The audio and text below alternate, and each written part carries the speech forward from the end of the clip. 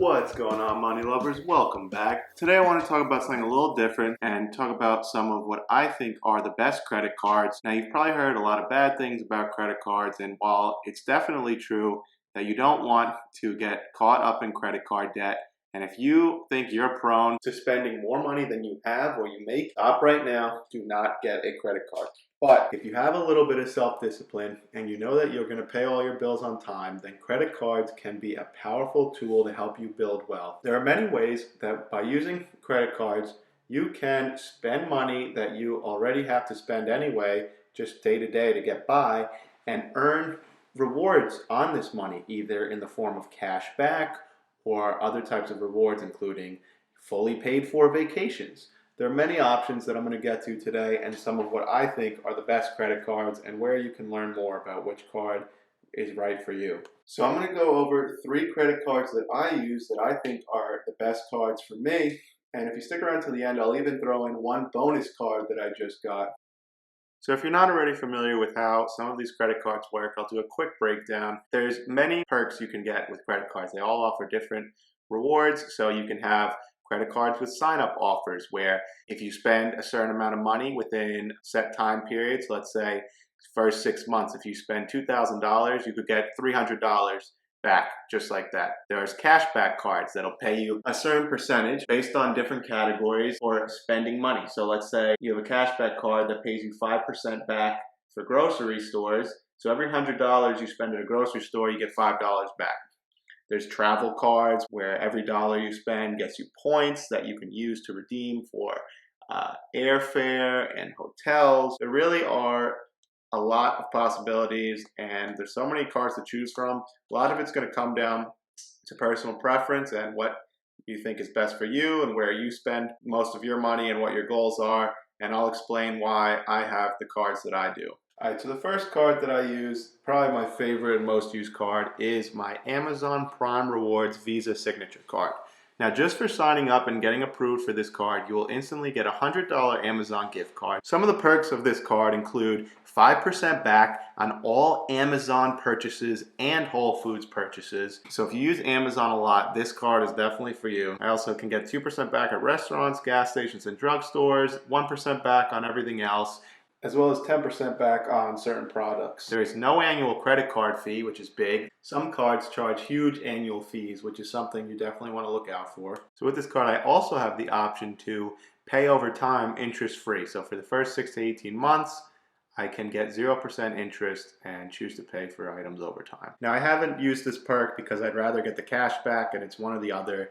And this is something you also want to be careful with because obviously that's going to run out eventually, and that's how they get you into paying these huge APR. You're better off not spending money you don't have. Don't even get yourself into this situation where you start paying interest fees, because then it negates all benefits of having a credit card. So right now I've got over 24,000 points, which equates to $245. I've used this card for almost a year, I'd say. So here's a good list of some of the best credit cards brought to you by Nerd Wallet, which I'll link to in the description below. So if we take a look at some of the cashback cards here, you've got the Citi Double Cash card, which will earn you 2% on every purchase. You get 1% back when you buy and an additional 1% back as you pay for those purchases. That's a decent card. Now, the Discover It cashback card has an intro offer where in your first year, Discover will match all the cash back that you've earned. So let's say you earned $150 in cash back at the end of the year, they'll match that, so you end up with $300. Additionally, you get 5% cash back on everyday purchases each quarter that you can rotate, like Amazon, grocery stores, restaurants, gas stations, and more. Now this brings us to our next card, the American Express Blue Cash Preferred card, which is also a card I use and the number 2 card on my list. So you get a $300 sign-up bonus if you spend $3,000 in the first 6 months. Now, if you're thinking to yourself, that's a lot of money, I don't know how I could spend $3,000 in the first 6 months. There's a lot of ways you can do this, even if you can't do it by yourself. You could do a joint account.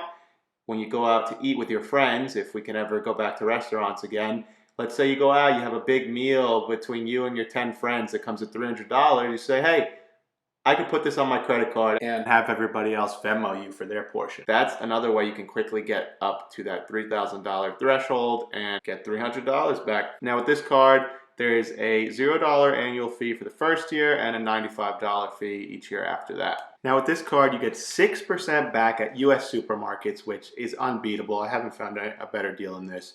You also get 6% back on US streaming subscriptions, as well as 3% back at gas stations and other transit, so your taxi, train, Uber, etc. Alright, so obviously there's lots of different types of rewards cards, and for this video's purpose, I've just focused on the ones that have the best sign-up offers and cashback, and now I'm going to do rewards and travel. I kind of put these two in the same basket as they're pretty similar. If we look at the top travel cards, you've got your Chase Sapphire Preferred card, where you can earn 60,000 bonus points after you spend 4,000 in the first 3 months, which is basically the equivalent to $750 travel when you redeem through Chase Ultimate Rewards.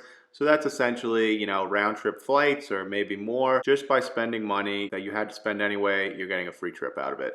Now, the American Express Gold Card and my number 3 favorite card. With this card, there's a sign-up bonus where, same thing, if you'll earn 60,000 points if you spend 4,000 in the first 6 months. Now with this card, you can earn 4 times membership rewards points on restaurants worldwide, including takeout and delivery.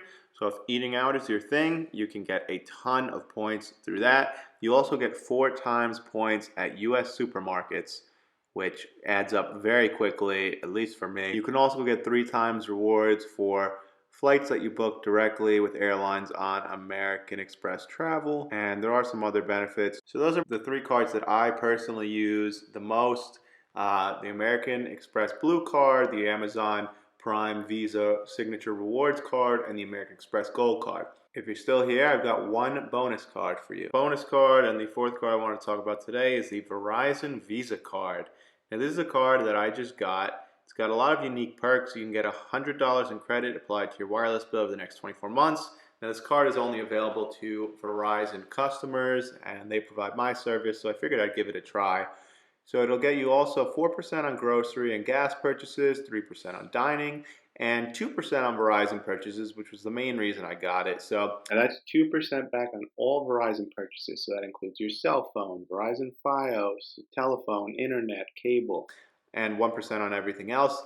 So I'll let you guys know how I like it. And additionally, there's no annual fee, which is what I like to see. Hey. So while it may not sound like a lot, just look at this chart on the average amount of money you may spend on any given month at all these places and how much money you get back with this card. Let's say your cell phone bill is $70 a month. You just cut your phone bill in half because you got $35 in cash back. So you multiply that over time, and all of a sudden this starts to add up to a lot of money. Now if you invest the difference, that $35 and change a month comes out to $424 a year. Apply that over 10 years at the standard rate the S&P 500 tends to grow. Then at the end of 10 years, you end up with an extra $7,539 in your pocket versus the $4,248 that you would have just spent on your phone bill. Would you prefer another $7,000 in your pocket or negative $4,000? So there's cards for all different goals, and if you're someone who's new to credit cards, you're young, you're a student, you need help building credit, you can click on some of these other categories to learn more and find cards that might be right for you. I'll also link this list of credit cards from Mr. Money Mustache in the description below. He's got a unique list here with other great cards such as this Capital One, Saver One. You can get $200 cash back after spending $500 in the first 3 months. Same with this Quicksilver Capital One card. You get $200 back after spending $500 in the first 3 months.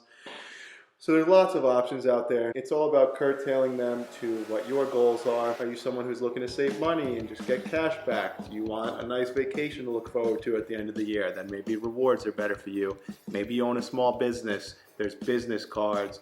It all depends on your personal situation. So check out the links in the description below, and if you enjoyed the video today, don't forget to like and subscribe. This is Vinny from the Investment Club, and I'll see you next time.